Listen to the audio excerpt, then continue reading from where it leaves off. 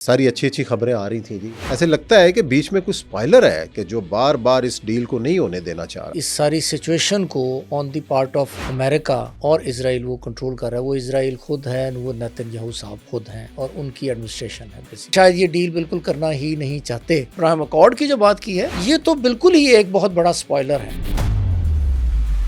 अब क्या देख रहे हैं? अब मुस्तकबिल करीब में आपको मुज़ाकरात होते हुए या मुआहदा होते हुए नजर आ रहे हैं? अब्राहम अकॉर्ड और नेगोशिएशंस बिटवीन अमेरिका और ईरान जो हो रही हैं, ये दो डिफरेंट स्ट्रीम्स हैं। अगर सारा गल्फ भी इजराइल के साथ अब्राहम अकॉर्ड साइन कर लेता है तो ईरान फिर भी इजराइल के अगेंस्ट ही खड़ा है। तो पाकिस्तान को भी मुश्किल में डाला ट्रंप साहब ने। पाकिस्तान ने तो कभी मानना ही नहीं है, इसको बनता ही नहीं है कि पाकिस्तान भी उस पर साइन करे। इवन टर्की का भी मैं कह रहा हूँ कि टर्की भी उस पर अब्राहम अकॉर्ड पे वो कह रहे हैं टर्की और इजिप्ट और ये भी साइन कर दे। अब अगर अमेरिका ईरान को अटैक करने की कोशिश करता है तो उसकी मुखालफत रीजन से ही आ जाएगी। ट्रंप साहब के दौरा चीन के बाद रूसी सदर प्यूटन गए। प्यूटन के बाद अब वजीर आजम पाकिस्तान और फील्ड मार्शल जो है वो चीन के दौरा किया। उसका एलामिया बड़ा जबरदस्त आया। China is going to play the pivotal role globally, not America. और चाइना के साथ जो है ना वो पाकिस्तान है। चाइना और पाकिस्तान को आप तकरीबन एक ग्रुप समझे। आइंदा जो भी डिसीजन इस रीजन में लिए जाएंगे वो या पाकिस्तान से पूछ के लिए जाएंगे और प्राइमरीली चाइना से पूछ के लिए जाएंगे।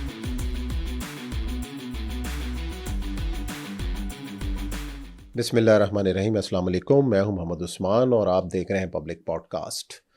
आज मेरे साथ मेरे मेहमान हैं डॉक्टर राग़िब अली सैयद, और जिनसे हम बात करते हैं पाक अमेरिका ईरान मुज़ाकरात के हवाले से और जो पाकिस्तान का जो सालिसी का किरदार है, जिस कामयाबी के साथ पाकिस्तान ने वो अदा किया और दोनों फ़रीक वायदे के इंतहाई करीब आ पहुँचे और बस ऐलान ही मुतवक्के था और यही कहा जा रहा था अमेरिकी सदर की जानिब से, अमेरिकी मीडिया की जानिब से और जो सालिस हैं और बाकी ख़ुद ईरान की जानिब से भी कि माहदे का ऐलान बहुत जल्द किया जाएगा, बल्कि चंद घंटों का जिक्र होता रहा। लेकिन फिर अचानक एक कॉन्फ्रेंस कॉल होती है और इस कॉन्फ्रेंस कॉल में सदर ट्रंप की जानिब से एक बिल्कुल नया मुतालबा कर दिया जाता है इस्लामी मुल्कों से कि वो पहले इब्राहिम अकॉर्ड के ऊपर साइन करें। और ये क्या मुतालबा है? एकदम ये मुतालबा कहाँ से बीच में आ गया जब मुज़ाकरात कामयाबी की तरफ गामज़न थे, ऐलान होने वाला था, अबूरी ड्राफ्ट की बातें हो रही थी, तो फिर एकदम नया मुतालबा इस रास्ते में कितनी बड़ी रुकावट बन सकता है या बन गया है, इस पर बात करेंगे। शुक्रिया राग़िब साहब, आपने वक्त दिया। और सारी अच्छी अच्छी खबरें आ रही थी जी, और इससे पहले भी कई मौक़े ऐसे हुए। ऐसे लगता है कि बीच में कुछ स्पॉइलर है कि जो बार बार इस डील को नहीं होने देना चाह रहा। इस पर ज़रा रोशनी डालें, ये क्या है? देखें जी, स्पॉइलर तो जो ऑब्वियस स्पॉइलर है, या समझ लें कि जो इस सारी सिचुएशन को on the part of America और इजराइल वो कंट्रोल कर रहा है। वो इजराइल खुद है, वो नेतन्याहू साहब खुद हैं और उनकी एडमिनिस्ट्रेशन है बेसिकली। क्योंकि अमेरिका के ऊपर अगर किसी का कोई इन्फ्लुएंस है ट्रंप साहब के अलावा तो वो नेतन्याहू साहब का ही हमें नज़र आता है। और जितने ऑसिलेशन ट्रंप साहब हमें करते हुए नज़र आते हैं, ये बहुत ही अनयूजुअल है बेसिकली। आप ये देखें कि पिछले 24 या 48 घंटों की आप देख लें कि पहले तो सैटरडे को ट्रंप साहब ने कहा कि जी agreement has largely been negotiated. फिर संडे की मॉर्निंग को कहा कि जी जो negotiations are moving in an orderly manner but not negotiated yet. फिर उसी शाम को क्या कहते हैं? उसी शाम को कहते हैं कि जी जो भी मैं निगोशिएशन करूंगा या जो भी मैं डील करूंगा ना, वो सबके लिए बेहतर होगी और उसको मैं लेके चलूंगा तो वो सबसे अच्छी डील होगी। लेकिन but I will not rush, ये उनकी स्टेटमेंट, जल्दबाजी में नहीं करूंगा। उसके बाद मंडे मॉर्निंग की जो बात है, उन्होंने ये कहा कि जी एक डील हो रही जा रही है और it will not be a deal for only America. या तो डील सबके लिए होगी या डील बिल्कुल नहीं होगी। तो ये 24-48 घंटों में ही उन्होंने 4 मुख्तलिफ स्टांस जो लिए हैं। इससे लगता यह है कि ट्रंप साहब या तो कोई बहुत बड़ी कोई मीडिया गेम खेल रहे हैं। कुछ लोग ये कहते हैं, जिसका हमें शायद अंदाज़ा हो सकता है कि कुछ हद तक ठीक भी हो, कि ये डील करना चाह रहे हैं किसी खास टाइमिंग में जाके जिसका इनके मिड टर्म इलेक्शन के ऊपर कोई असर पड़े। शायद इनके कोई एडवाइजर्स हैं, वो उनको शायद करते हुए नज़र आते हैं।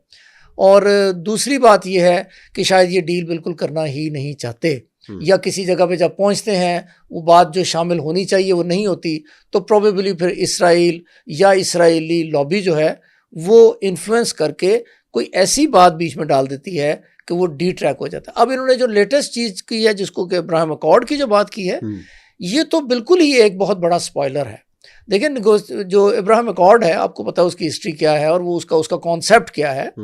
उसको तो ना ही पाकिस्तान की तो चलें बात छोड़ दें, टर्की की बात आप छोड़ दें, जो मिडिल ईस्टर्न कंट्रीज़ हैं लाइक सऊदी अरब, लाइक बाकी जो, उनके लिए ही इसको साइन करना as part of the deal वो बड़ा मुश्किल काम हो जाएगा। These are two different avenues in fact. तो मेरे ख्याल में यही है कि इजराइल लगता है कि इसमें स्पॉइलर है और इजराइल के अपने कुछ ऑब्जेक्टिव्स हैं जिनको प्रोबेबली वो अचीव करना चाहता है और उसके लिए वो टाइम गेन कर रहा है। यानी पहले तो वॉर करके उसने ऑब्जेक्टिव अचीव किए, अब वो शायद निगोशिएशन से पहले उतना टाइम वो लेना चाहते हैं, उस टाइम के दौरान probably they want to achieve something. वो आहिस्ता आहिस्ता ये बात बाहर आ जाएगी, लेकिन स्पॉइलर इजराइल के अलावा हो और कोई नहीं सकता। लेकिन एक इतला ये भी थी कि आपस में झड़प भी हुई है नेतन्याहू की और इसी मामले पर कि भी आप डील क्यों करने जा रहे हैं। जब ये ऐलान हो रहे थे तो चीखें इसराइल से निकल रही थी, बयानात उनकी तरफ से आ रहे थे, फिर एकदम उसका बीच में आना, इसका मतलब ये है कि फिर ट्रंप को तो फिर इसराइल ही चला रहा है या नेतन्याहू चला रहे हैं। देखें जी, ये इतने इन्फ्लुएंस में है, ये इन्फ्लुएंस से हमें लगा था कि शायद ट्रंप साहब जो है और अमेरिकी एडमिनिस्ट्रेशन जो है वो निकल रही है आहिस्ता आहिस्ता इसराइल के उस दबाव से और उसका जो एक बाकायदा एक होल्ड है अमेरिकी इस्टेब्लिशमेंट पर। देखिए, कभी कभी तो लगता है कि ट्रंप साहब शायद he is taking himself away from Israel, लेकिन आगे अगला जो स्टेप होता है उसमें कुछ ना कुछ लगता है ऐसे है कि जैसे he is probably caught up in something. आप ये देखें कि बड़े ही जो बड़े बड़े जो नाम थे, जो समझ ले वेस्टर्न सीन के जिनको एक्सपर्ट समझा जाता है, अमेरिकन सीन के एक्सपर्ट समझा जाता है, लाइक जेफरी सैक्स हैं, मेयर शाइमर हैं और बहुत सारे स्कॉलर्स हैं, उन सब ने ये कहा कि ये that was not America's war. Iran पे अटैक करना अमेरिका का जंग ही नहीं बनती, क्योंकि ईरान ने कभी अमेरिका को डायरेक्ट एटॉमिक का कोई थ्रेट नहीं दी, एटॉमिक बॉम्ब उनके पास है नहीं, अमेरिका खुद इतनी दूर है कि उसके, तो वो इसराइल ही की जंग थी जिसको ट्रंप साहब ने लीड किया, बेसिकली फ्रंट से लीड किया उसको। उससे अब हमें पता लगता है कि जो उनका इन्फ्लुएंस है वो बहुत ज़्यादा है। जो मेरे ख्याल में जितनी हिस्ट्री मैंने पढ़ी अभी तक ये देखा है, इतना इन्फ्लुएंस इसराइल का, इतना ऑब्वियस, इतना आउटवर्ड इन्फ्लुएंस इसराइल का हमें कभी नज़र नहीं आया। ठीक है, इजरायली लॉबी काम करती थी, लेकिन प्रेसिडेंट की जो थी ना एक डिसीजन मेकिंग पावर, वो हमेशा प्रिवेल करती हुई नज़र आती थी, या बदलते रहे और उसमें यह है कि बिहाइंड द सीन कोई गेम होती है। अभी तो बहुत ऑब्वियस है, जिस तरह ये बात बाहर आ जाना कि जी दोनों की आपस में लड़ाई हुई है, उसके ऊपर टेलीफोन के ऊपर ट्रंप साहब ने उसका, ये बड़ी अजीब सी बात है ना कि somebody is fighting with the most powerful person of the world, और जो कि विद इन अमेरिका भी आप ये देखें कि उनके ऊपर, ट्रंप साहब के ऊपर अभी भी 3-4 केसेस चल रहे हैं, आपको पता है, बहुत सारे केसेस अभी भी ट्रंप साहब को, he is the president of America, तो उसको हाथ नहीं हम लगा सकते। तो उनको ये करना, उसमें डेफिनेटली कोई ना कोई, इसमें कोई गहरी कोई ना कोई बात है, हो सकता है वो एपेस्टाइन जो कहते हैं, जो एपेस्टीन या एपेस्टाइन जो फाइल्स हैं, उनकी कोई बातचीत है, या उनका कोई आपस में कोई वो कहते हैं जी फैमिली का इंटरेस्ट भी है, उनके जो दामाद हैं उनकी बड़ी क्लोजनेस है ज्यूइश लॉबी के साथ। तो ये बातें हो सकती हैं कि ऐसे ही हों, बिकॉज अदरवाइज कोई लॉजिक समझ नहीं आता इस सारी ऑसिलेशन की। अच्छा जी, अब क्या मुस्तकबिल देख रहे हैं मुज़ाकरात का, जब एक नई पख लगा, मैं तो इसको पख ही कहूँगा ना जी, कि ट्रंप साहब ने कहा कि जी पहले ये करें, इब्राहिम अकॉर्ड साइन करें, और अब कहा यह जाता है कि जब कॉन्फ्रेंस कॉल के अंदर एक धचका था सबके लिए कि ट्रंप साहब जब मुज़ाकरात की बात कर रहे हैं कि जी सब अच्छा हो रहा है, हम साइन करने जा रहे हैं, तो अचानक उन्होंने ये बात, और अचानक कि जी पहले आप ये करें, और ये भी कहा कि सऊदी अरब कतर शुरू करें पहले, जी, और उसके बाद कुछ मुल्कों को उन्होंने कहा। अब आप क्या सीन देख रहे हैं कि एक तरफ मुज़ाकरात मुकम्मल हो गए, अबूरी ड्राफ्ट के ऊपर इत्तफाक हो गया, न्यूयॉर्क टाइम ने और बाकी अमरीकी मीडिया ने वो सारी चीज़ें, अल जज़ीरा ने भी शेयर कर दी हैं उस मुज़ाकरात के, उसमें सिर्फ एक नुक्ता था कि जी ये चीज़ें हम पहले कर रहे हैं, और जो मामला है एटॉमिक वाला उसको हम अगले मरले में देख लेंगे। जी, और बाकी जो सारी चीज़ें हैं कि जो $25 अरब की BI के जी वो मुंजमद जो एसासें हैं उसको बहाल किया जाएगा, आपने हुर्मस को खोलने के हवाले से, उसके कंट्रोल के हवाले से चीज़ें शामिल थीं। अब क्या देख रहे हैं, अब मुस्तकबिल करीब में आपको मुज़ाकरात होते हुए या मुआहदा होते हुए नज़र आ रहा है? देखिए जी, एक तो सबसे पहले हमें ये समझ लेना चाहिए कि ये जो दो जो अब्राहम अकॉर्ड और निगोशिएशंस बिटवीन अमेरिका और ईरान जो हो रही हैं, ये दो डिफरेंट स्ट्रीम्स हैं, इनको मिलाया नहीं जा सकता। लेकिन ट्रम्प साहब ने तो मिलाया ना, उन्होंने कोशिश की है मिलाने की, उन्होंने कहा जी ये करें साथ, यानी तो आपकी राय है कि ये मिल नहीं सकते? ये मिल नहीं सकते। देखें, जो उसके ऊपर साइन करने हैं ना कि जी हमारे ताल्लुकात, अब इजराइल के सऊदी अरब के साथ या कतर के इजराइल के साथ या बाकी जो गल्फ के मालिक हैं, उनके इजराइल के साथ ताल्लुकात का ईरान के उनसे ताल्लुकात का कोई ताल्लुक ही नहीं बनता। देखिए, अगर सऊदी अरब साइन कर देता कि जी मेरे इजराइल के साथ बिल्कुल ताल्लुक ठीक हो जाएगा, तो क्या ईरान के साथ ताल्लुक ठीक हो जाएगा? वो नहीं होगा। तो वो एक डिफरेंट चीज है। Ibrahim accord was Israel's engagement with in the Middle east. तो ये तो सारी पार्टी पहले ही एक तरफ थी, ईरान एक तरफ था ना अदा से। तो किन मुल्कों को कहा जा रहा है कि जी आप इजराइल के साथ ताल्लुका ठीक कर लें ताकि आपके ईरान के साथ भी ताल्लुका ठीक हो जाए? So these are two different logics, we cannot put these two logics in one basket basically. तो एक तो हमें ये क्लियर कर लेना चाहिए कि इब्राहिम अकॉर्ड की एसेंस क्या है। इब्राहिम अकॉर्ड की एसेंस है इजराइल के मिडिल ईस्टर्न कंट्रीज के साथ मुफादात समझ लें, उनके इंटरेस्ट समझ लें, उनका फ्यूचर समझ लें। उसका ईरान से कोई ताल्लुक नहीं। अगर सारा गल्फ भी इजराइल के साथ इब्राहिम अकॉर्ड साइन कर लेता है तो ईरान फिर भी इजराइल के अगेंस्ट ही खड़ा है। और जंग में तो हुआ ही इस तरह। उन्होंने ईरान को भी कहा है, उन्होंने ईरान तो खुशी होगी कि ईरान भी करे। अब ये बात एक हो सकती थी कि अगर वो कहते कि जी बाकी सारा छोड़ें, ये जो मुआहदा है ना इसमें ईरान और इजराइल के ताल्लुकात ही ठीक कर लिए जाए, जो कि इस तरह ही है कि आप हमें कहें कि जी आप पाकिस्तान और इंडिया के मुज़ाकरात शुरू कराने पहले कश्मीर का मसला हल कर लें। तो वो ये इस तरह की बातचीत है। ये तो दो डिफरेंट चीज़ें हैं। तो इसलिए इनको दोनों को इकट्ठा करने का मतलब ये है कि ये बात नहीं होगी, दिस विल नॉट हैपन। इससे हम ये उम्मीद कर सकते हैं या एनालिसिस कर सकते हैं कि probably this is one chip he has floated on the table, जिससे वो कुछ समझ लें, कुछ मुफादात लेके या किसी चीज़ के अगेंस्ट वो इसको वापस ले लेंगे। वो कहेंगे अच्छा यार मैं नहीं करता तो मैं ये बात नहीं करता, तो आप फिर ये बात ना करें। तो that can be a bargaining chip. इससे ज़्यादा इसके अगर ये कोई सीरियसनेस है इसमें, तो इसका मतलब ये है कि निगोशिएशन जो है ना वो फिर लंबी चलेंगी। जिस तरह ओबामा की जो निगोशिएशन चली न्यूक्लियर के ऊपर, वो 2.5 साल चली, 2.5 साल के बाद फायदा हुआ था। जिस पर आजकल ट्रम्प साहब बड़ा ऐसी तैसी फेर रहे हैं। जी ऐसी तैसी फेर रहे हैं। और ये भी देख लीजिएगा कि ट्रम्प साहब उसकी ऐसी तैसी तो फेर रहे हैं, लेकिन घूम फिर के मुआहदा जो है ना, दैट विल बी जो वो जॉइंट कॉम्प्रिहेंसिव ऑपरेशनल प्लानिंग जो थी, जो भी था, वो उसका नंबर 2 ही बनेगा जाके। उससे ये बाहर नहीं निकल सकेंगे, बिकॉज वो बहुत टाइम लेके बहुत सारी चीज़ों को कंसिडर करके वो जो था joint comprehensive plan of action, वो जो था वो बहुत सारी चीज़ों को करके वो उसमें लिपेटा गया था। उसको 2.5 साल लगे थे। जो भी ये नेगोशिएशंस करके जिस भी मुआहदे पे ट्रम्प साहब पहुंचेंगे, वो उसकी थोड़ी सी एक्सटेंशन हो सकती है, उससे बाहर नहीं जा सकते। अच्छा जी, दूसरी फिर हम बात कर लें को लास्ट पॉडकास्ट के बाद से काफ़ी टाइम हो गया हमें।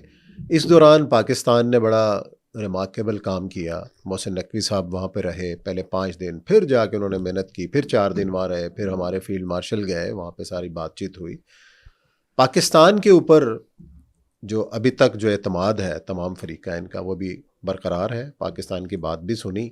ये कितनी बड़ी कामयाबी है। आज ख़ुद सारा टर्किश प्रेस, चीन का मीडिया, बाकी जितना रीजनल मीडिया है या इंटरनेशनल मीडिया पाकिस्तान के किरदार की, सालिसी के किरदार की तारीफ़ कर रहा है। तो ये अगर मायदा इब्राहिम अकॉर्ड बीच में आ गया, एक तो पाकिस्तान का एक प्रिंसिपल स्टांस है, एक तो पाकिस्तान को भी मुश्किल में डाला ट्रम्प साहब ने, एक इम्तहान में डाल दिया जिसके पाकिस्तान ने तो कभी मानना ही नहीं है इसको। इस तरह सूरत हाल में बताएं कि वो जो सालसी वाला जो पाकिस्तान पर एतमाद वाली बात है ट्रम्प साहब की, ट्रम्प साहब ये कहेंगे कि जनाब मैं आपकी बातें मानूं, साड़ी गल मान लो, तो ये कितना पाकिस्तान को फंसाने की कोशिश है उनकी। देखिए जी, इस सारे ये बड़ा क्रिटिकल पॉइंट है जो आपने ये कहा है। इसमें बहुत सेंसिटिव चीज़ें भी हैं, संभल के चलना है, संभल के इसको थोड़ा सा सिंथेसाइज कर लेते हैं सारे का। एक तो आप ये समझें कि जो ट्रम्प साहब ने, जो पाकिस्तान ने जो अब तक रोल प्ले किया ना जी, उसको हमें समझना चाहिए कि वो रोल है क्या। देखिए, 2 फ्रीकैन हैं जिनकी आपस में जंग हुई, एक अमेरिका और इजराइल एक तरफ और एक ईरान एक तरफ। Pakistan started negotiating role, Pakistan ने पहले तो शुरू किया जो पाकिस्तान ने कि जी उनको एक निगोशिएशंस के लिए एक जगह फराहम करने की बात हुई, और फिर पाकिस्तान का रोल इतना पॉजिटिव था या इतना अच्छा था, पहले फैसिलिटेटर था पाकिस्तान। फैसिलिटेटर आप समझ लें, that is the proper word, कि पाकिस्तान ने पहले फैसिलिटेट करने की कोशिश की कि जी आप आपस में बातचीत कर लें, हम फैसिलिटेट कर देंगे। लेकिन वो पाकिस्तान के इतना ज़बरदस्त रोल प्ले किया पाकिस्तान ने, स्पेशली जो प्राइम मिनिस्टर ऑफ पाकिस्तान हैं और जो फील्ड मार्शल साहब हैं, उन्होंने फ्रंट पे आके कुछ ऐसा रोल प्ले किया कि वो सारी की सारी कंट्रीज जो थी, जो डायरेक्टली और इनडायरेक्टली इन्वॉल्व थी, उन्होंने पाकिस्तान का रोल को बढ़ाकर मीडिएशन की तरफ चले गए। सालिस बने आप। सालिस बन गए फिर हम। अब हम इस वक्त सालिसी का रोल प्ले कर रहे हैं। इसकी कामयाबी या नाकामी वो डिपेंड करेगी दोनों free can pay. For instance, अगर अमेरिका या इसराइल ने ये डिसाइड किया हुआ कि हमने किसी सूरत सुलह नहीं करनी, हमारे ऑब्जेक्टिव नहीं अचीव होंगे, हमने इसको प्रोलॉन्ग करके आखिर में ये कर देना, फर्ज करें ये काम, ये वो पाकिस्तान की नाकामी ना समझा जाए उसको। Pakistan has already brought together the two warring Nations, जो कि 47 साल से आपस में बातचीत ही कोई नहीं हुई उनकी आज तक, सिवाय ये जो ओबामा साहब ने जो न्यूक्लियर पे करवाया, इसके अलावा एक टेबल पे वो नहीं बैठे। और तकरीबन 3 दफ़ा अब तक पाकिस्तान जो है ना वो हमला अमेरिका के नेगोशिएशंस खत्म शुरू होने से के बाद से अब तक खत्म करवा चुका है या उसको रिज्यूम कर, यानी रोका है। ट्रम्प साहब को कम से कम 3 दफ़ा इसका इजहार भी किया। वो हर दफ़ा कहते हैं कि जी पाकिस्तान ने रोका है तो मैं इसकी वजह से, फिर उन्होंने अब उसके साथ सऊदी अरब और उनको भी लगा दिया। तो अब ये रोल जो है ना, इसको आप बिलिटल नहीं कर सकते जो पाकिस्तान रोल प्ले कर चुका है। लेकिन अगर कोई उनके ऑब्जेक्टिव्स और हैं तो वो चलता रहेगा। जहाँ तक आप समझ लें कि इब्राहिम अकॉर्ड और पाकिस्तान की बात है, तो मेरा ख्याल है कि वो नॉन स्टार्टर है। उसकी नाम मेरा ख्याल है कि ट्रम्प साहब हमें ये बातचीत पाकिस्तान को कहेंगे कि जी आप भी इब्राहिम अकॉर्ड पे साइन कर दें, क्योंकि Ibrahim accord primarily is for the gulf states. Pakistan तो आता ही नहीं उसमें हमसे एज ए गारंटर वगैरह तो कहा जा सकता है कि मुस्लिम मुल्कों से कह रहे हैं ना, वो मुस्लिम मुल्क तो है जी, वो 52 मुस्लिम मुल्क है दुनिया में, 50 से ज्यादा है। तो उन सबको वो कहें जी सारे साइन करें, तो ये तो फिर करते करते मेरा 50 साल लग जाएंगे उसको, क्योंकि सारे तो साइन नहीं कर सकते। तो ये सिर्फ उन ममालिक तक ही महदूद रहेगा। पाकिस्तान का उसमें इस तरह शामिल हो जाना is not possible for any reason. वो बनता ही नहीं है कि पाकिस्तान भी उस पर साइन करे। इवन टर्की का भी मैं कह रहा हूँ कि टर्की भी उस पर अब्राहम अकॉर्ड पे वो कह रहे हैं टर्की और इजिप्ट और ये भी साइन कर दें, तो मेरा नहीं ख्याल कि वो इनके सिग्नेटरी बनते हैं। वो इशू ही नहीं है, वो इशू कुछ और है बेसिकली। पाकिस्तान तो वैसे ही रिकग्नाइज ही नहीं किया हुआ आज तक पाकिस्तान ने इसराइल को। Pakistan among the few countries जो इसराइल को रिकग्नाइज ही नहीं करते एज ए कंट्री, तो हमारा तो बनता ही नहीं है वैसे ही। और जो बाकी ममालिक हैं गल्फ के, उनकी ये टाइमिंग नहीं बनती। तो पाकिस्तान का जो रोल है उसको बिलिटल नहीं किया जा सकता। दूसरी बात यह है कि मैं अभी भी कॉन्फिडेंट हूँ कि बेशक ट्रम्प साहब ने, क्योंकि ट्रम्प साहब ने मैंने बताया ना कि 48 घंटे के अंदर 4 स्टेटमेंटें दी हैं, एक दिन कुछ एक दिन कुछ, तो ये आज की अभी नई स्टेटमेंट हो सकता है, एक आधे दिन बाद वो कहते हैं कि जी ये तो वो अलहदा है, ये अलहदा है, तो उन्होंने सिर्फ ये कहना ही है तो सारा स्टांस चेंज हो जाएगा। और मेरा ख्याल ये है कि ये ऐसा ही होगा। उसकी रीज़न ये है कि जो रीजनल कंट्रीज़ हैं, पिछली जब नेगोशिएशन स्टार्ट हुई थी तो उसमें जो स्टेप्स आगे आगे आते गए ना जी, इस वक्त जो सिचुएशन हुई है, जो लेटेस्ट समझ लो जो एपिसोड चल रहा है नेगोशिएशंस का और बैकडोर डिप्लोमेसी का, उसमें ये फ़र्क है कि पहले अकेला पाकिस्तान ही वो सारा सिस्टम कर रहा था, लेकिन बात बढ़ते बढ़ते फिर ज़्यादा क्रिटिकल हो गई। कतर भी शामिल हो फिर उसमें कतर, सऊदी अरब और जो UAE के उन्होंने आखिरी जो हमला उन्होंने कहा था कि I am just an hour away from attack, उस वक्त फिर सऊदी अरब ने भी उन्होंने फ़ोन करके ट्रम्प साहब से जो भी रिक्वेस्ट की होगी या उनको लॉजिक कोई बताया होगा कि हम तो तकरीबन नेगोशिएट करके बैठे हुए हैं तो आप इसको रोकें।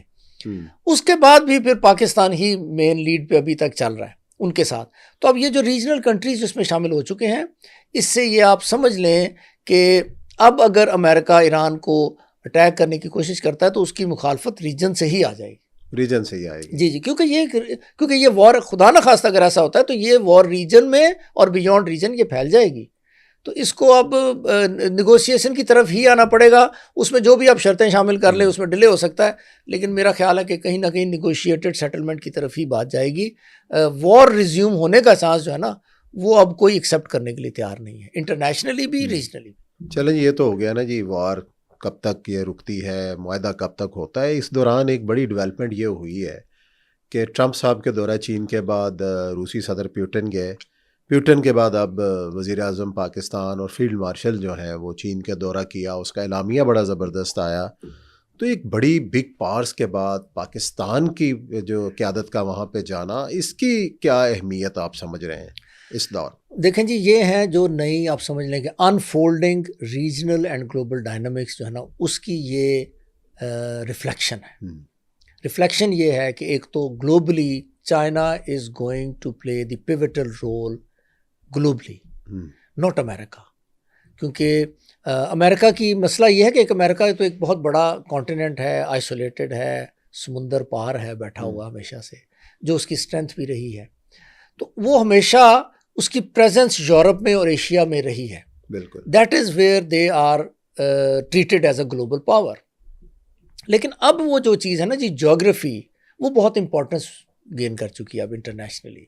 ये ज्योग्राफी ही है जिसने ईरान को एक बहुत बड़ा जो है ना, वो समझ लें कि बॉटल नेक ईरान के हाथ में दिया, और ईरान ने कहा कि यार ये मैंने हरमुज़ को रोक लिया ना, तो पूरी दुनिया को मैंने रोक दिया है। तो ये जो पावर आ गई ना जी, geography is now going to play a pivotal role. तो चाइना जो है ना, वो इस रीजन में बैठा है। तो इस रीजन की जितनी भी आइंदा जो फ्यूचर जियो पॉलिटिक्स, जियो स्ट्रेटेजी चलनी है, उसका सेंटर जो है वो चाइना है, और चाइना के साथ जो है ना वो पाकिस्तान है। क्योंकि जो चाइना पाकिस्तान जो स्ट्रेटेजिक एग्रीमेंट हो चुका है ना, उसके बाद से चाइना और पाकिस्तान को आप तकरीबन एक ग्रुप समझें। बिल्कुल, आइंदा जो भी डिसीजन इस रीजन में लिए जाएंगे, वो या पाकिस्तान से पूछ के लिए जाएंगे और प्राइमरीली चाइना से पूछ के लिए जाएंगे। एक तो ये रीजन में आप समझ लें कि ये चेंज हायर कर रहा है। आप ये देखेंगे ट्रंप साहब खुद आ गए और रशिया भी खुद आया उधर, और उसने आके बातचीत की। तो चाइना सेंट्रल रोल प्ले करने जा रहा है ग्लोबली, और पाकिस्तान जो है इस रीजन में एक इम्पॉर्टेंट एक्टर के तौर पे सामने आ चुका है। यही वजह है कि ये 2-3 जब हुए तो फिर पाकिस्तान से पूछना, पाकिस्तान की राय लेना, पाकिस्तान को एंकर इन करना इनके लिए ज़रूरी हो गया। उसकी समझ लें जो मीडिया रिफ्लेक्शंस भी ज़रूरी हैं, और उसमें जो एंट्री केसेस होती हैं, जो लीडरशिप टू लीडरशिप डिसाइड होती हैं, और ये महदूद सिर्फ एशिया, साउथ एशिया तक नहीं है, ये पूरे एशिया की मैं बात कर रहा हूँ। और आप समझ लें कि मिडल ईस्ट भी उसमें शामिल है, कि मिडल ईस्ट की भी जो आइंदा से जियो पॉलिटिक्स होगी, वो बेशक अमेरिका का ईरान से मुआहदा हो जाए ना हो, क्योंकि अगर मुआहदा फ़र्ज़ करें नहीं होता तो ये एक नए कॉन्फ्लिक्ट की आगाज़ है ना। तो उस नए कॉन्फ्लिक्ट में अगेन पाकिस्तान को फिर उनको एंकर इन करना पड़ेगा। ये नहीं हो सकता कि अचानक वो कहें जी आपने सही तरह नेगोशिएशन नहीं कराई, पाकिस्तान फारेगा जी अब हम जाने और ईरान जाने और सऊदी अरब को हम देख लेंगे और सऊदी अरब इधर से कहे। ऐसा नहीं होने जा रहा। तो Pakistan is going to play a pivotal role in the decision making with the Middle East, in South Asia, बल्कि मेरा ख्याल है पूरे एशिया की आप बात करें। और ग्लोबली जो है वो China is the now the pivot of the world. In fact this is the new dynamics, regional and global नई डायनामिक्स की ये रिफ्लेक्शन है, ये जो सारा कुछ हुआ। यानी मेरा नहीं ख्याल के पीछे जितनी भी हिस्ट्री हमें पता है, हमने देखी है कि एक हफ्ते के अंदर अंदर अमेरिका, रशिया और चाइना इनके दौरे हों आपस में, किसी भी एक मुल्क में कभी नहीं हुआ, कभी नहीं हुआ। ये this is for the first time कि ये ट्रंप हो के गया, साथ ही रशिया का। तो ये दोनों कंट्रीज़ तो वैसे ही ऐसे जाते नहीं हैं, क्योंकि इनके अपने प्रोटोकॉल्स हैं। प्रेसिडेंट ऑफ रशिया, अमेरिका का प्रेसिडेंट, चाइना का खुद प्रेसिडेंट, तो साल पहले इनके विजिट्स डिसाइड होते हैं, इनकी बहुत सिक्योरिटी होती हैं इनकी, और बहुत से। तो ये चाइना इतनी इंपॉर्टेंस गेन कर चुका है कि एक दिन एक, 2 दिन बाद तीसरा, और फिर पाकिस्तान का भी एक हफ्ते के वक्फे के साथ ये सारा कुछ हो गया। पाकिस्तान का जो पूरा रोल है इस तमाम पूरे अरसे में, ईरान का तो हमने जिक्र कर लिया, और अब इस रीजन के हवाले से ख़ास तौर पर ये साउथ एशिया में पाकिस्तान का रोल अगले 5 साल में आप क्या देख रहे हैं? देखिए जी, पाकिस्तान जो है ना एक समझ लें एक जिप जो है ना, उसको कहते हैं, ये जिप जो बना दिया पाकिस्तान ने, सेंट्रल एशिया, साउथ एशिया और बियॉन्ड, इसके दरमियान पाकिस्तान एक लिंक का रोल जो है ना वो प्ले करने जा रहा है। एक तो आप ये समझें कि ये रीजन जिस तरह भी बनेगा, इसमें पाकिस्तान का जियो इकोनॉमिकली स्पीकिंग मैं कह रहा हूँ कि एक बहुत इंपॉर्टेंट रोल आपको इमर्ज करता हुआ नजर आएगा। Strategically speaking Pakistan is now the one of the net security providers with in middle east. वो आपको पता है पहले ही पाकिस्तान का सऊदी अरब के साथ मुआहदा हो चुका है, और साउथ एशिया में तो पहले ही पाकिस्तान एक इंपॉर्टेंट कंट्री है। दो ही कंट्रीज है ना जी, एक इंडिया और पाकिस्तान दोनों। तो Pakistan now is along with China the net security provider with in South Asia also, क्योंकि जहाँ पे सिक्योरिटी की बात होगी पाकिस्तान ही आके गारंटीज देगा। जैसे आपने देखा था कि सऊदी अरब जब वो ये जो इनके ईरान के जो लीडर्स थे, उन्होंने आना था अपनी कंट्री से इधर, तो सबके होते हुए पाकिस्तान के जहाज़ गए, पाकिस्तान की गारंटीज पे उन्होंने मूव किया, यानी अमेरिका ने भी उसको ऑन किया, पाकिस्तान ने पूरा उस सिक्योरिटी को पूरा प्रोवाइड किया जी, उधर से इधर लेके गए और वापस छोड़ के आए। तो इसी तरह वो इस बात की गारंटी है कि और किसी कंट्री को इस पूरे रीजन में उन्होंने ये नहीं समझा कि जो गारंटी दे सके। It is not only that कि जी पाकिस्तान की लीडरशिप ने कहा कि जी आप आ जाएं हम गारंटी देते हैं, तो उन्होंने कहा जी ठीक है। दे थॉट इट अप्रोप्रिएट कि हाँ यार अगर पाकिस्तान कहेगा ना तो कुछ नहीं हो सकता, पाकिस्तान हमें सिक्योर कर सकता है। तो यही रोल होता है नेट सिक्योरिटी प्रोवाइडर का। यानी जो जो अमेरिका ने मिडिल ईस्ट का नेट सिक्योरिटी प्रोवाइडर उसको कहते हैं, तो वो यही था ना कि जी उसने अपने अड्डे बनाए हुए थे अमेरिका ने, तो कहता था जी जब भी अटैक होगा मैं जिम्मेदार हूँ, और इस पे आपने देखा 30-40 साल वो गेम चलती रही। तो ये गारंटी दूसरा ओन करता है कि हाँ यार ये दे कैन डू इट। तो पाकिस्तान को अब ये स्टेटस दिया गया है या दिया जा रहा है या दिया जा चुका है कि वो साउथ एशिया में और मिडिल ईस्ट में इन दोनों में नेट सिक्योरिटी प्रोवाइडर का रोल प्ले कर सकता है। और यही हमारी रिफ्लेक्शन है समझ लें, या एक्सटेंशन है, हमारे इसी रोल की एक्सटेंशन है जो हम मीडिएशन का रोल प्ले कर रहे हैं। चलो ये तो हो गई ना हमारी सिफारती कामयाबियाँ और मीडिएशन की। एक हमारा इंटरनल जो हमें ख़तरात हैं, अभी आपने गुज़श्ता दिनों देखा बलूचिस्तान के अंदर कोयटा के अंदर वाक़यात हुए, अफ़गानिस्तान अभी भी हमारे ख़िलाफ़ इस्तेमाल हो रहा है और उसकी सरज़मीन इस्तेमाल हो रही है, इंडिया अभी भी आपके ख़िलाफ़ जो है साजिशें जारी रखे हुए है। तो इन दोनों को कैसे टैकल करना है? इंडिया का आप क्या देख रहे हैं आगे आने वाले वक्त के अंदर कि पाकिस्तान के लिए ये दोनों मुल्क एक तरफ से एक सरहद है, दूसरी तरफ से दूसरी सरहद है, ये कितने बड़े चैलेंजेस हमें नज़र आ रहे हैं, इसको भी हम सॉर्ट आउट कर लेंगे, क्या स्ट्रेटजी नज़र आ रही है? देखें जी चैलेंजेस बहुत बड़े हैं, इसमें कोई इनकार नहीं करना चाहिए। उसकी रीज़न क्या है? उसकी रीज़न ये है कि India is not a small country. India देखें बहुत बड़ी कंट्री है। इंडिया के पास इस वक्त $600 बिलियन की इकोनॉमी, इतनी बड़ी आर्मी, इतनी बड़ी इंटेलिजेंस, पूरी दुनिया में इनकी नेटवर्किंग है। पाकिस्तान के वो समझ लें कि हर वक्त दर पे हैं और हर वक्त फोकस पाकिस्तान होता है उनका, जिस तरह हमारा है, हर वक्त इंडिया फोकस होता है उनका भी होता है। तो इन रोड्स उनकी बहुत हैं। उसके साथ साथ अफ़गानिस्तान जो है वो आपको पता है कि उनका तो हमारा बॉर्डर जो है ना, ये भी कुछ दिन नहीं हुए हैं कि वो बॉर्डर को हमने सख्त किया, वरना वो तो आधा अफ़गानिस्तान पाकिस्तान में रह रहा होता था। पाकिस्तान के हॉस्पिटल में अफ़गानिस्तान से लोग आते थे बकायदा इलाज करवाने के लिए और कहते थे जी इतों ही आए सी। तो अफ़गानिस्तान और इंडिया अगर ये दो ही मिल जाएं पाकिस्तान के अगेंस्ट, तो ये कोई मुश्किल काम नहीं है उनके लिए जो ये कर रहे हैं। टेररिज्म वगैरह जो है ना, ये कर्ज किया जा सकता है उनको। We should not be oblivion of the fact कि ये उनकी इनरोड्स बहुत ज़्यादा है पाकिस्तान में। लेकिन इससे बियॉन्ड बात क्या है? इससे परेशान हमें कितना होना चाहिए? देखें परेशानी तो है, सिक्योरिटी सिचुएशन है, टेररिज्म है और बहुत बड़े बड़े वाक़यात भी होते हैं। लेकिन ये आप जहन में रखें कि जिसने भी टेररिज्म को सपोर्ट किया है, at the end of the day वो उसके गल पड़ जाती है चीज़। वो बेशक इंडिया हो, बेशक अफगानिस्तान हो। If they are doing it, and I am sure they are doing it, आप ये देखिएगा कि sooner than later you will find the same kind of situation with in their own countries. जिन लोगों को आप पैसे दे के टेररिज्म करवाते हैं ना जी, तो एक दिन आपके पास वो वापस आते हैं आपके खिलाफ करने के लिए।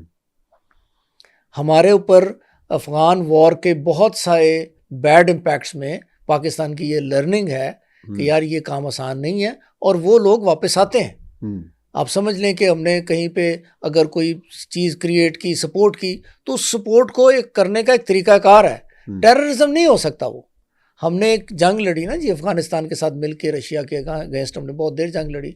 वो प्रॉपर जंग थी, उसके बावजूद हमारे ऊपर आज तक देख लें 20-40 साल हो गए हैं, उसका कोई ना कोई ऑप्शन उसके असरात अभी तक महसूस तो इंडिया अगर ये पर्पसली ये काम कर रहा है ना, अफगानिस्तान के साथ मिलके कर रहा है या उसके बगैर कर रहा है, तो उसके असरात उसने खुद भुगतने हैं एक दिन। इंडिया की जो अवाम है उसने भुगतने हैं एक दिन। ये चीज़ इस तरह ख़त्म नहीं हो जाती होती कि आपने किया और एकदम कहीं जी अच्छा जी अब हम ख़त्म करते हैं। वो ख़त्म नहीं होता ये इट फॉल्स बैक, आपके ऊपर वापस आ जाती है वो चीज़। तो ये इंडिया जो है ना वो ठीक है, पाकिस्तान की सिक्योरिटी जो ऑपरेटर्स है उनके लिए बहुत बड़ा चैलेंज है। वो कुर्बानियाँ हम पहले भी देते रहे हैं और अभी भी मेरा ख्याल है कि वो दे ही रहे हैं और शायद आइंदा भी देनी पड़े, क्योंकि एक इतना बड़ा मुल्क है और एक नहीं है, इसमें इजराइल को भी आप शामिल रख लें। इजराइल, इंडिया और ये 3 कंट्रीज काफ़ी हैं, उनकी अपनी इंटेलिजेंस एजेंसीज हैं, बड़ी तगड़ी इंटेलिजेंस एजेंसीज हैं इसराइल की और इंडिया की, तो बहुत बड़ी इंटेलिजेंस। तो ये अपना सारा काम तो कर सकते हैं, लेकिन इसका रिजल्ट अल्टीमेटली उनके खिलाफ निकलना है। वो जो विक्टिम नेशन होती है जो इस वक्त पाकिस्तान है, और ये सारी दुनिया को क्लियर है कि पाकिस्तान के साथ क्या हो रहा है। कोई माने या ना माने, उसका इजहार करे या ना करे। अब तो मेरा ख्याल टाइम आ गया कि सूनर आप देखेंगे लोग उसका इजहार भी करेंगे, और फिर अल्टीमेटली ये चीज़ इंडिया और इसराइल और समझ लें जिसने भी ये किया है अफगानिस्तान, ये बात इनके अगेंस्ट चली जाएगी, आप देखिएगा। तो उस वक्त तक हमें ये बर्दाश्त ही करना पड़ेगा। अच्छा, मीनवाइल ना कुछ आवाज़ें भी उठती नज़र आती हैं इंडिया के अंदर। आरएसएस जैसे जो बुनियाद परस्त पार्टी है इनकी, वो भी कह रही है कि जी पाकिस्तान से कोई मुज़ाकरात का चैनल शुरू किया जाए, और भी दो चार और भी लोग हैं जो इस तरह की बातें कर रहे हैं। उनको क्या रियलाइज़ हो गया है या कोई और साजिश लगती है आपको? देखें जी, बात ये है कि जो एक तो आरएसएस की ये जो है ना, एक फिलॉसफी है उनकी, वो फिलॉसफी ही फॉल्टी है। That in itself in a sense ही वो गलत चीज़ है। जैसे वो जो कहते हैं कि जी इंडिया में वही रह सकता है जो हिंदू है, ये आरएसएस की फिलॉसफी, बेसिक फिलॉसफी आपको ना, वो जो होम कमिंग जिसको कहते हैं, वो जी घर वापसी। घर वापसी का मतलब ये है कि कोई मुसलमान है तो उसको कहते हैं नहीं नहीं यार, तुम्हारी तो सिख था या 6 नस्ल पहले तो तुम हिंदू थे, तो तुम किस तरह मुसलमान हो गए। तो ये इन इटसेल्फ एक फॉल्टी पॉलिसी है, ये नहीं चल सकती। ये तो आरएसएस ने जब शुरू किया और ये इसके ऊपर उन्होंने लोगों को मारना और आपको पता ना क्या क्या उन्होंने जुल्म किए, और ये सिर्फ क्योंकि ये नैरेटिव ऐसा है कि ये सिर्फ मुसलमानों के खिलाफ नहीं चल सकता, तो उन्होंने फिर क्रिश्चियंस को भी किया, फिर बाकी जो माइनॉरिटीज थी उनको भी किया। तो ये नैरेटिव ही ऐसा है कि ये इसमें इसकी बेस में ही फॉल्ट है, तो ये नहीं चल सकता था।